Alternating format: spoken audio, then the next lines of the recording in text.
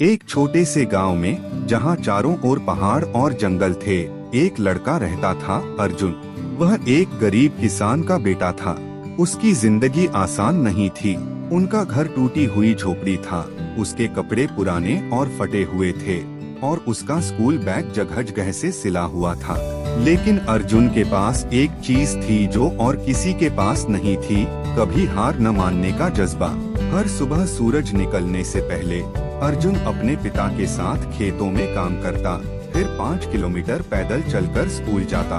उसके पास महंगे किताबें या मोबाइल नहीं था, लेकिन उसके पास एक सपना था, एक वैज्ञानिक बनना और ऐसे यंत्र बनाना जो उसके पिता और अन्य किसानों की मदद कर सके। स्कूल में बच्चे उसका मजाक उड़ाते, किसान का बेटा साइंटिस्ट बनेगा। कुछ शिक्षक भी उसे अनदेखा करते, लेकिन अर्जुन चुपचाप मुस्कुराता और पहले से भी ज्यादा मन लगाकर पढ़ाई करता।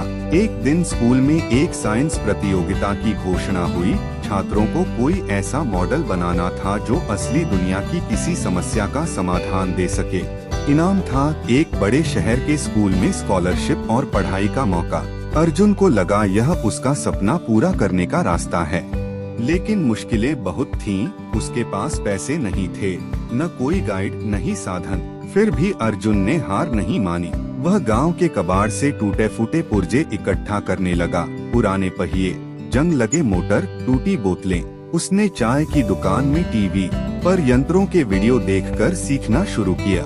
मिट्टी, बांस और बोतलों से उसने एक मशीन बनाई जो बीज बो सकती थी और साथ ही पानी भी दे सकती थी।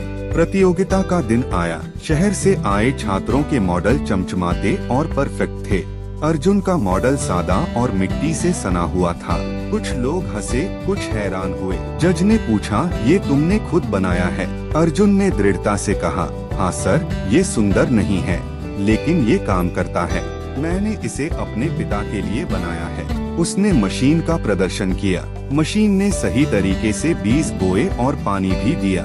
वहाँ खड़े लोग दंग रह गए। अगले दिन अखबार की हेडलाइन थी, गांव का लड़का बना राज्य का विजेता। पूरा गांव गर्व से भर गया। स्कूल में बच्चे जो उसे चिढ़ाते थे, अब उसे सम्मान से देखने लगे।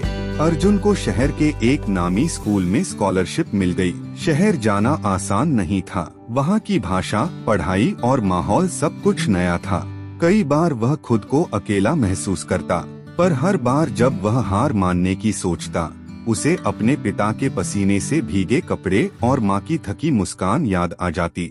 वह खुद से कहता, मैं आराम के लिए नहीं, बदलाव के लिए आया हूँ। उसने और मेहनत की। धीरे धीरे उसकी अंग्रेजी सुधरी, आत्मविश्वास बढ़ा और उसने कई विज्ञान प्रतियोगिताएं जीती। आगे चलकर वह देश के सबसे अच्छे इंजीनियरिंग कॉलेज में पहुंचा। सालों बाद वही अर्जुन जो कबाड़ से यंत्र बनाता था, अब एक नामी वैज्ञानिक बन चुका था। उसने सस्ते, सौर ऊर्जा से चलने वाले यंत्र बनाए जो हजारों किसानों को मुफ्त में बांटे। देश के राष्ट्रपति से उसे सम्मान मिला। लेकिन जब भी कोई पूछता, तुमने ये सब कैसे किया?